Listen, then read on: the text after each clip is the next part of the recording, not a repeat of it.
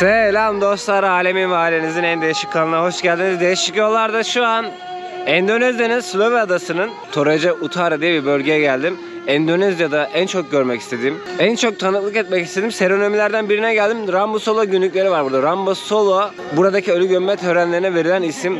Tam 7 gün sürüyor ama maalesef ben günlerdir yollardayım arkadaşlar. Bali'den buraya çıktım geldim demem 9-10 gün sürdü. En son buraya gelmem Makassar şehrinden bir otobüsle 200 kilometre yol 11 saat sürdü. Gece 2'de yattım, sabah 6'da kalktım ve şu an bir Rambusolo etkinliğine geldik ama buradaki Rambusolo etkinliğinin bugün 5. günü. Videonun devamında daha detaylı şekilde anlatacağım ama bu serenominin 5. gününde gördüğünüz bu bufalolar önce kızıştırılıp kavga ettiriliyor.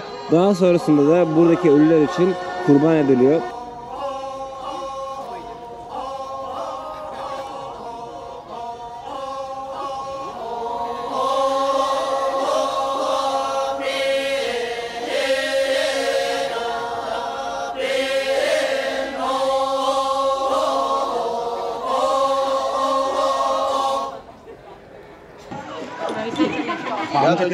Ya pakai itu.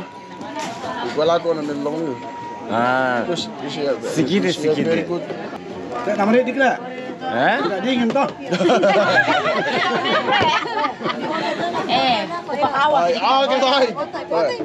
Ini kopi. Ya. Oke. Thank you. Thank you. Terima kasih. Ay baksanıza tiyatro salonu gibi oldu. Udah bisa bahasa Herkes Indonesia. bana bakmaya geldi. What is this? Ya kan dia bang minta. Dimakan itu, dimakan. Oh, madu roknya nak lembo. Oh, enak. Bizim lokma gibi tadı var ya. Good, very good. What is name? Repertori. Lapadori. Repatori. Repertori. Repertori. Okay. Ya mereka Repertori. Maming ta. Bir anda ortama girdik. Aslında bugün hüzünlü bir gün. Cenaze töreni var ve burada biraz çok sıkıntılı bir kurban töreni var. Biraz hayvanları kesim biçimleri üzücü. Onları tanıklık olacağız bugün. Şimdi biraz insanlarla kaynaşalım, yine dönerim size. Madurok. Ya. Tak bu. Mami madurok. Ya. Tuvo. Mami. Mami. Madurok. Mami madurok. Toraja. Mami madurok. Toraja. Enak. Enak. Masih bisa tahun yang lalu. 1 year. 1 year. She 1 years ago de. Yes. Anladığım kadarıyla burası sadece Rambusolo yapılan bir alan. Hani burası bir düğün salonu gibi düşünebilirsiniz. Detaylarını anlatacağım. You sleep here every day. No. One week. Just Rambusolo day. Yes. Ha.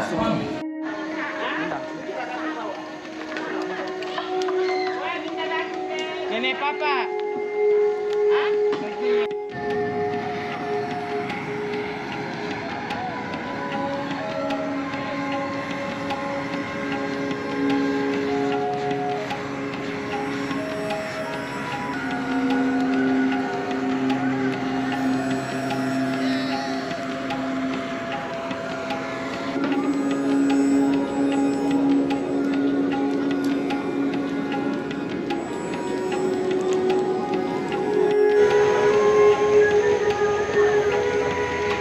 Dostlar, şimdi videoya girmeden önce ben biraz video özetleyeyim. Şimdi bu benim ilk günüm ve ilk anlarım. Ve biraz buraya gelmeyi çok istedim ama yolda istediğim kadar hızlı olamadım ve bayağı geç kaldım. Ben şu an ancak Rambusolo etkinlikleri birçok kez yapılıyor. Çünkü her ölü için ayrıca Rambusolo etkinlikleri yapılıyor burada. Ve bu Rambusolo etkinlikleri 7 gün sürüyor. Burası şu an Toraja bölgesi. Toraja halkı biraz Endonezyalılardan farklı bir ırk, farklı bir yapıya sahip. Milattan önce 3000'den beri burada yaşam izleri olduğu düşünülüyor. Milattan önce 900'lerden beri burada da Toraja halkının bu tarz bir yaşam sürdüğü biliniyor. Bu tarz ölü gömme etkinlikleri, daha doğrusu ölülerini gömmeyecekler. Bir kayalığa, bir oyuk kayalığa yerleştirecekler. Bunu yarın yapacaklar. Bu görüntüleri de yarın izleyeceğiz. Bugün burada bufaloları önce dövüştürüp sonradan da kurban edecekler. Her alanda, her yerde dövüştürme olmayabiliyormuş ama. Toraja halkı şu an Hristiyanlığa geçmiş olsa da aslında bu halk animist bir halk ve her neslinin bir tanrı ya da bir ruhu olduğuna inanıyorlar. Ve insanlar şunu düşünüyor, öldükten sonra asıl kavuşma, asıl mutluluk, insanın asıl düğünü o zaman. Bu gördüğünüz yer aslında bir düğün alanı gibi düşünün. Burası Toraja, Rambusolo etkinlikleri için kiralanıyor ve insanlar burada bir hafta boyunca etkinlik yapıyor. Etkinliğin ilk birkaç günü buraya misafirler geliyor. Bu sırada işte insanlar yemek ikramında bulunuyor, sohbet ediyorlar, tanışıyorlar. Ayrıca bu çok maliyetli bir cenaze töreni. Şu an burada gördüğünüz onlarca bufalo var ve buraya gelecek bir hafta boyunca insanların karnını doyurma problemleri var, maliyetleri var ve insanlar bunu karşılayabilmek için çok ilginç bir şey var arkadaşlar bu kısımda. Ceset vefat ettikten sonra, şu an buradaki ceset 1 yıl önce ölmüş. İnsanlar şuna inanıyor. O kişi aslında ölü değil. O kişi aslında hasta. Bu Rambusolo törenine kadar hasta olduğuna inanıyorlar. Yani ölü olduğuna inanmıyorlar ve onları evlerinin bir köşesinde mumyalarcasına temizliyorlar, ilaçlıyorlar ve evlerinin bir köşesine oturtuyorlar. Ona her gün kahve ikram ediyorlar. Ona her gün sigara ikram ediyorlar. Onunla her gün sohbet ediyorlar. Ve evde 1 yıl boyunca ölü insanla birlikte yaşıyorlar. Bu bazen 3 ay oluyor, bazen 5 ay oluyor. O kişinin maddi durumuna göre kimi zaman senelerde sürebiliyor. Çünkü istiyorlar ki ölen insana olabildiğince büyük bir seremoni düzenleyelim. Bufalo'nun ruhları o insanın ruhunu Nirvana diyebileceğimiz bir klasmana çıkartacak. O yüzden burada biraz da bu gösteriş işi diyebiliriz. Ne kadar fazla bufalo keserse bu ailenin aslında o kadar varlıklı, o kadar büyük bir aile olduğuna ispatı oluyor. Tabii ki bu maliyetli bir şey. Şu hayvan diyelim ki işte sallıyorum $500.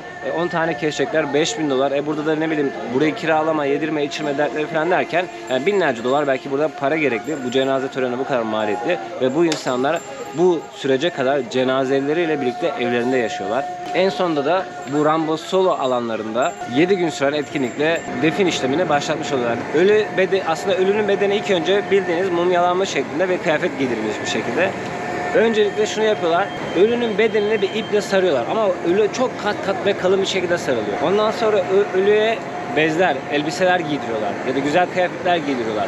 Ondan sonra yine bu kıyafetlerin üzerine tekrardan örtüler seriyorlar ve en dış katmanda da artık güzel kaliteli kumaşlarla onları sarıyorlar ve o kumaşların üstüne işlemeler yapıyorlar. Burada ne işliyorlar? İşte bunlar için sembol nitelikte önemli olan animistlikten de kalan, dedim ya her canlının bir ruhu var ve özellikle bufaloların resmini işliyorlar. Çünkü bufalolar onların ruhunu ebediyete, sonsuzluğa kavuşturacak. Ne kadar çok bufalo olursa ve bu sembolleri ne kadar çok kullanırlarsa ruh bedenden daha çabuk sıyrılacak ve asıl gitmesi gereken yere daha çabuk erişebilecek. Törenlerin 6. günü yani bugün, şu an ben 6. ve 7. güne yetiştim. 6. gün burada bufalolar dövüştürülüyor. Dediğim gibi her zaman dövüştürülmeyebiliyormuş. Ve ondan sonra buradaki bufaloların kurban etme işlemleri başlıyor. Bu bufaloların bir kısmını cenaze sahibi alıyor. Bazen de bir kısmını buraya gelen insanlar hediye ediyor. Domuz da hediye eden var, tavuk da hediye eden var ya da minimum başka alet, edevat, elbise, kıyafet edenler de var. Dedim ya size bu bir düğün aslında. Yani bizdeki düğün mantığında. Ben sizin cenazenize bugün bufalo getirdiysem 3 yıl sonra, 5 yıl sonra sizin de bir cenazeniz olduğunda ben de size bir bufalo getireceğim. Bizdeki kültür gibi bana çeyrek takarsan ben de sana çeyrek takarım gibi bir mantık var. 7. gün yani yarın buraya geldiğimizde arkamdaki tahtta bulunan cenaze omuzlara alınarak şenlik varmışçasına. Onlar için ölüm aslında bir, tabii ki üzülüyorlar ama biraz da bu ölü törenini eğlenceli hale getirmeye çalışıyorlar. Çünkü animistlikte, ya buradaki animist toplumlarda şöyle bir inanç var. Buradaki kalan insan ne kadar acı çektiğini ve eziyet çektiğini gösterirse o cenazenin ruhunun o bedenden ayrılması o kadar zorlaşacak. Ve o yüzden aileler biliyor ki ya ben burada çok üzüntü sergilersem o insanın cenazesi bedeninden kurtulamayacak ve benim üzüntüm yüzünden Nirvana'ya ulaşamayacak. O yüzden insanlar bu etkinlikleri, bu cenaze törenleri özellikle animist toplumlarda, animistlikten daha sonra Hristiyanlığa ya da Müslümanlığa geçse de bunlar animistlikle yeni geçtikleri dinle aslında birleştirmişler, sentezlemişler. O yüzden burada insanlar üzülmüyorlar. Aslında yarın göreceğiz. Hani videolardan gördüğüm kadarıyla öyleydi. İnsanlar eğlenceli bir şekilde cenazelerini buradan omuzlara alıp taşıyacaklar. Arka taraflarda bir yerlerde kaya oyuklar var. Cenazeleri kayaya koyacaklar. Ve özellikle bu dakikadan sonra burada bufaloların kesim işlemleri olacak ve onları maalesef böyle çok, şimdi saygısızlık da etmek istemiyorum, çok fazla böyle uygar koşullarda kesmiyorlar. O yüzden bu hanlara tanıklık etmek istemiyorsanız bu hayvanların öldürülme işlemleri ve kesim işlemleri biraz maalesef çok vahşice diyebileceğim durumlarda oluyor. Malakiri köyündeyim. Bu Malakiri köyündeki de bizdeki düğün salonu mantığında Rambusolo yapılan, etkinliği yapılan bir alandayım. Yani siz manda diyebilirsiniz ama buradaki insanlar buffalo diye adlandırdığı için ve bu seronominin adı da buffalo kesim seronomisi olduğu için ben de burada bu hayvanları buffalo diye isimlendireceğim. Bu buffaloları dediğim gibi genelde aile alır ama maddi durumu iyi olan o ailede buffalo alarak destek çıkıyor. Şimdi buraya insanlar işte domuz ya da benzeri hayvanları getiriyorlar. Şimdi ileride var. Henüz o kesim sahnelerini göstermek istemiyorum size. Bir tane domuzu biraz önce kestiler. Daha sonrasında tüzselediler. Şimdi de onu parçalara ayırıp bu önümüzde görmüş olduğunuz kazanlarda haşlıyorlar ya da aşağıda görmüş olduğunuz alanda o hayvanın etlerini kurutuyorlar. Daha sonra buraya gelenlere hem yedirecekler hem de buraya gelen insanlara pay edecekler. Cenaze şu an burada. Vefat eden hanımefendi de bu. Şu an bunun birebir aynısını, yani benzeri değil, tamamen aynısını İran gezim seyahatinde Beluçistan tarafında insanlar yapıyordu. İran'ın tamamında değil. Sadece Beluçistan bölgesinde bunu görmüştüm. Şu anda aynısını burada da gördüm. Birbirinden bu kadar bağımsız alanlardaki insanların bu kadar benzer, hatta birebir aynı şeyleri yapıyor olması her zaman ilgimi çekmiştir. Şimdi ufak bir dipnot olarak da size geçeyim.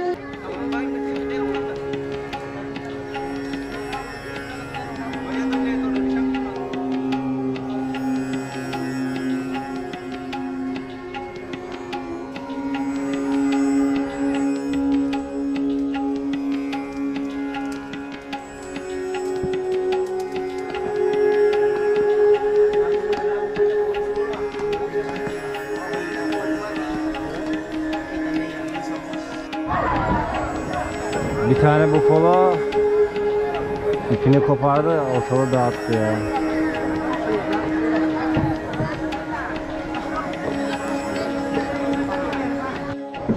Arkadaşlar bu Toraja kabilesinin içerisinde de nasıl desem kast sistemi tarzında bir şey var. Hani soyluların yeri ayrı, fakirlerin, zenginlerin yeri ayrı. Nasıl gömüleceğinize, nasıl bir evde oturacağınıza kadar sosyal statünüze göre yaşam biçiminiz burada değişiyor. Tabii ki en yukarılarda değil ama sosyal statüsü biraz iyi durumda olan bir ailenin cenaze töreni ve şu an aile büyükleri de burada geldi, toplantı yapıyor. Bu tören sandığım kadar büyük bir tören değil ama şu anda da alternatifimiz yok. Size bu töreninde bu halka ve cenaze törenini anlatıyor olacağım. Yaklaşık 6 saat ya da 7 saattir alandayım.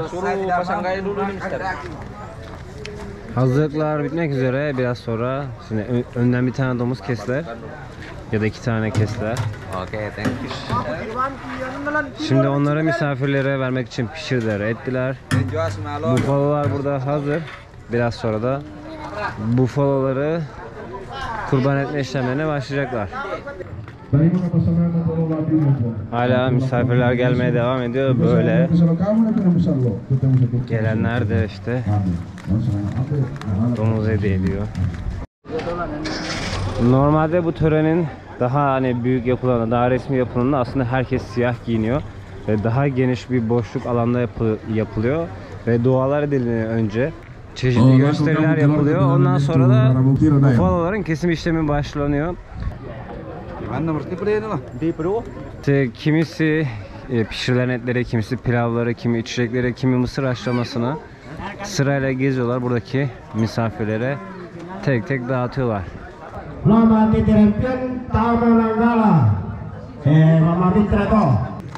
Şu an ne yaptıklarını size söyleyeyim.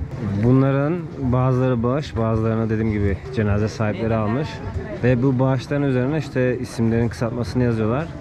Kızından bu buffalo, torunundan bu buffalo, aynı düğün, bizim eski düğün şeyleri gibi geliyor. Damadın şunundan bu, bundan bu diyoruz ya, işte şu an hangi buffalo'nun kim tarafından hediye edildiğinin ismi anons ediliyor. Aynı zamanda diğer hayvanlara doğru ilerleyecekler, domuzlara da doğru.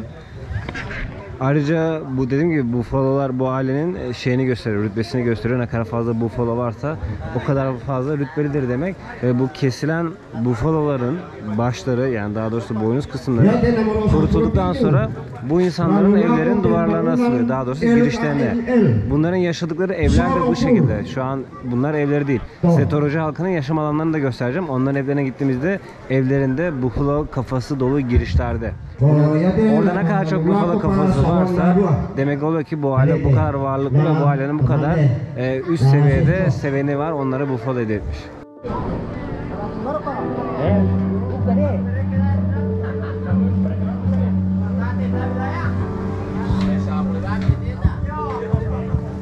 Ya te sale ko sa Fuitoro Bonong to episode ni Mindera Lantigoro.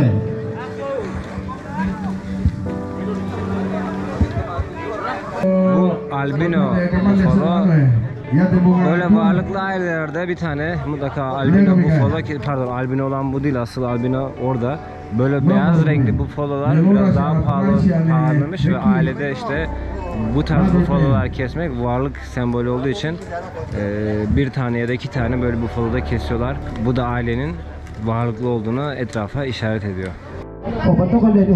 Bakın bu arkadaşın elindeki bu pala gibi olan aletle hayvan bu şekilde dururken hayvanın sol şu bölgesine yani onlara göre o bıçağı kalplerine saplamaya çalışıyorlar. Hayvan tabii ki bir kere saplamayla ölüyor. Daha doğrusu bir kere saplamayla kalbine denk getiremiyorlar bu işi.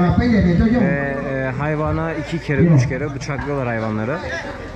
Ondan sonra boğazına dediğim gibi böyle ayaktayken tak bir tane vuruyor. O da artık şah damarıyla nefes borusuna denk gelirse düşüyor. Tek seferde düşmüyor. Dönüp dolaşıyorlar, bağırıp çağırıyorlar, oyunlar oynuyorlar. Sonra tek bir tur daha böyle boğazına vuruyor.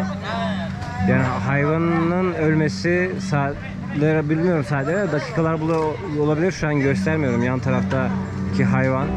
10 dakikaya geçti ve hala vefat etmedi, ölmedi. Şimdi kısmen gösteriyorum ya şu ya göstermeyeyim tam. Yani hayvanın arkadaşlar hayvanın burasına değil burasına vurdu. Hayvanı dakikalar sonra böyle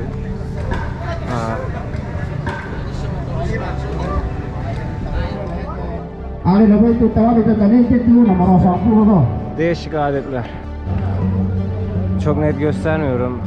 Anlayın buradaki durumu da istiyorum ama baksanıza hayvan şu an boğazı kesik ama ayaklandı. Ve müdahale etmiyor. Hayvan şu an öyle can çekişiyor. Tekrardan kesmediler. Patailan tuh. Ayo.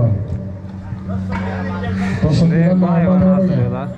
İşte burnundan zaten hepsi halkalı. Zaten hayvanlar sabahtan beri sıcağın altında ya da bu kadar kalabalığın içinde gerginler. Bir de işte birbirlerini kesilirken de görüyorlar. Hayvanlar inanılmaz gerginler. Şimdi en çok herkes bunu bekliyor. Albino bufalonun kesimini.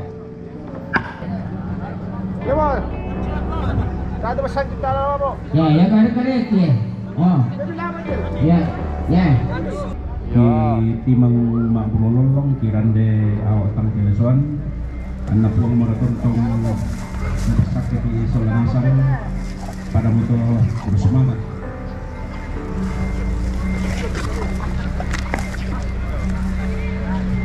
Tama gereja lau dami pada milako. Abi hayvanlar huzursuzlaştı Hadi artık. dako. Aleme. İplerini koparmaya falan başladılar. Baksanıza hayvanlar pür dikkat. Kavlar kesimi izliyorlar. Bu bağlı oldukları şeyde taht.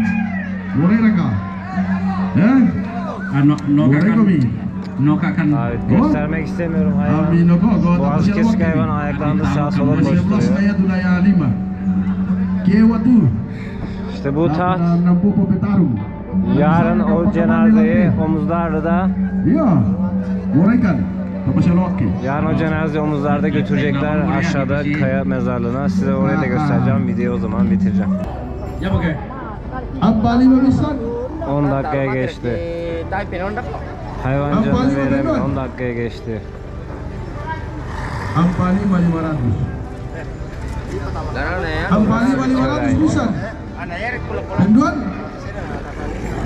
Ampani 500 bisa. Yani bu insanlar bir de bu insanlar için bufalo da önemli bir hayvan ha. Ampani bisa. Ben tören alanından ayrıldım. Aslında nefesim daraldı yani dayanamadım. Biliyordum tabii ki böyle olduğunu, hatta daha kötü görüntülerde izledim. Ama hani canlı tanık olunca da işte ister istemez düşüyor. Hani bir gezgin olarak aslında en azından size anlatırken, gösterirken fazla duygusal olmamam lazım belki ama hani insan ister istemez etkileniyordu. Toroje halkının evlerini yakından göstereyim istedim. Bu evleri sadece soylular inşa edebiliyor. Ve sadece bu tarz evlerde soylular kalabiliyor. Dediğim gibi bunlarda işte sınıf ayrımı var. Soylu kısmında olmayan insanlarla ancak öyle arkadaki gibi evler inşa edip oralarda oturabiliyor. Bu insanlarda da kas sistemine benzer bir sistem var. Dediğim gibi soyluluk bu arada kadından geçiyor. Kadın soyluluğu devam ettiriyor. Bir erkek üst soydaki kadınla evlenebiliyor. Az soydakiyle evlenemiyor. Buradaki akrabalık ve birbirine yardım ve dayanışma işleri de çok derin ve gelişmiş. Mesela bu cenaze törenlerini yapabilmek için bütün aslında akrabalar, bütün o köy ahalisi. Mesela burada diyelim ki 40 hane bir köy. Bu 40 hane o cenaze için işte peyderpey para topluyorlar. Şu an değil ama Hollandalar buraya gelmeden önce aslında burada kendi aralarında da bir yönetim şekilleri varmış buradaki insanların. Tam kabile reisi tarzında değil ama kendi hukuk kurallarına uyguladıkları bir sistem kurmuşlar. Bazen bu köy içindeki anlaşmazlık olursa 3-4 köyün biri oldu, bir de merkezi başka bir hukuk sistemi varmış. Oradaki lidere giderlermiş. Onlar sonucun ne olacağını tayin ederlermiş. Bu evler asla satılmıyor. Bu bir ailenin artık şeyi, canı, kanı, evladı gibi bir şey oluyor bu ev. Onların sembolü, simgesi oluyor ve bu evi asla satmıyorlar. Şu an bu bulunduğumuz köy biraz böyle müze tarzında olmuş artık. İnsanların gelip ziyaretini açmışlar. Ama köyleri hep bu şekilde. Böyle bir sürü alan var. Soylular mesela bir aile, yani bir köylü bir arada bu şekilde yaşıyorlar. Evlerin içerisi böyle. Ahşap boyamacılığında da bu insanlar biraz ustalık varmış. Toraja kelimesi de yüksekte yaşayan, yaylada yaşayan, yüksek kesimde bulunan insan gibi manalara geliyormuş. Hollandalılar buraya geldiğinde bu ismi bu insanlara vermişler. Daha önceki isimleri de yine bu manaya gelen ve bu Toraja kelimesine yakın bir kelimeymiş. Sonradan da Hollandalılar da yine bu insanlara bu ismi vermiş. Orada sinek kuşu var. Görebiliyor musunuz? Bu dikik taşlardan bir sürü köyde var. Bir tanesi çok çok eski. Yanılmıyorsam o da bugün gittiğimiz köy. Ama bu konuda emin değilim. Ama bunlardan bir tanesi çok çok eski. Ve hani Endonezya'da ünlü olmuş. Bir iki de yabancı bir blogda gördüm. Hani böyle Stonehenge ile böyle eşleştirmeye çalışıyorlar falan. Çok ayrıntılı bilgi yok ama hani sadece böyle Stonehenge'e vurgu yapılıyor. Bu kayalıklardan bir tanesi için. Bakın burada da işte diğer köyler, lokal köylere gidebilirsem onları bir sonraki bölümde yapmaya çalışacağım. Asıl bu insanların yaşadığı alanlarda kalmaya çalışacağım. İşte orada bu kestikleri bufaloların boynuzlarını buraya koyuyorlar. Bu da o ailenin hani ben çok büyük bir ailem, çok zengin, varlıklı bir ailem ya da bizim köy içerisinde aile bağlarımız çok kuvvetli gibi bir imaj çizmeye çalışıyorlar. Dışarıya böyle bir mesaj vermeye çalışıyorlar. Bugün de yavaş yavaş insanlar gelmeye başladı. 2 gündür bayağı erken geliyorum.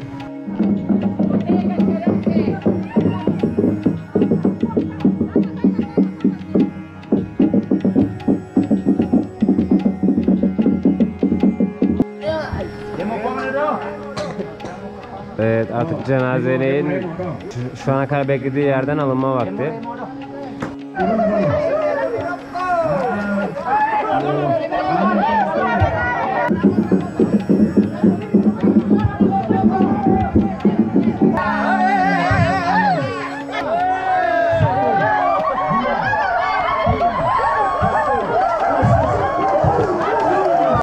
Düğün fotoğrafı çekilir gibi cenazenin yakınları geliyor, burada fotoğraf çekiliyor şu an.